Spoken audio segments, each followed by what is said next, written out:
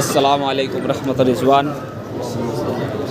আজ আমরা আসছি সেই বারগাহে, যেই বারগাহে হজরত আলী করমুল্লাহ হুজুর ছোটোবেলাতেই হজরত মুখতারে সখাফিকে নিজের কোলে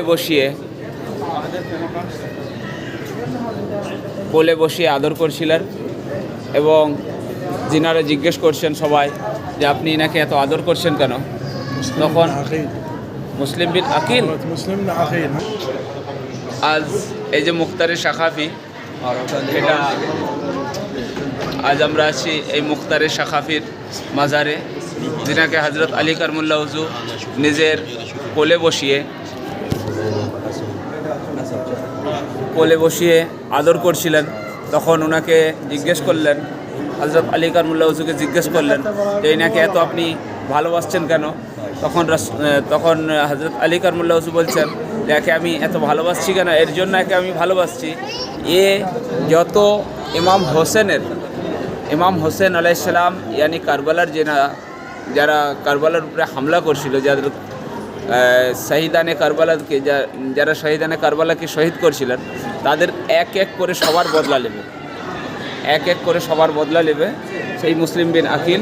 তো ইনি কারবালার পরে এনার হুকুমত কায়েম করে সেই কাতিলদেরকে এক এক করে 1,80,000 জনের উপরে 1,83,000 জনের উপরে বদলা নিয়েছিলেন।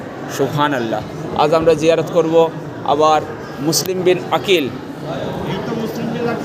এটা আমরা যে মাজারটা দেখতেছি এটা হচ্ছে মুসলিম বিন আকিল।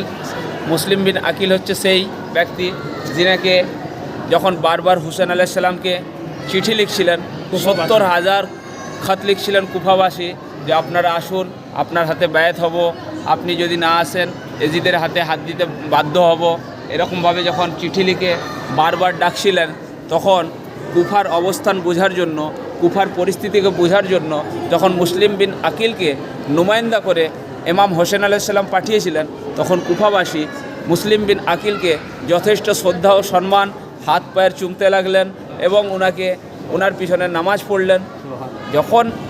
তখন মুসলিম বিন আকিল রহমতুল্লাহ রিজওয়ান ইমাম হোসেনকে বললেন এখানের পরিস্থিতি খুব ভালো আছে।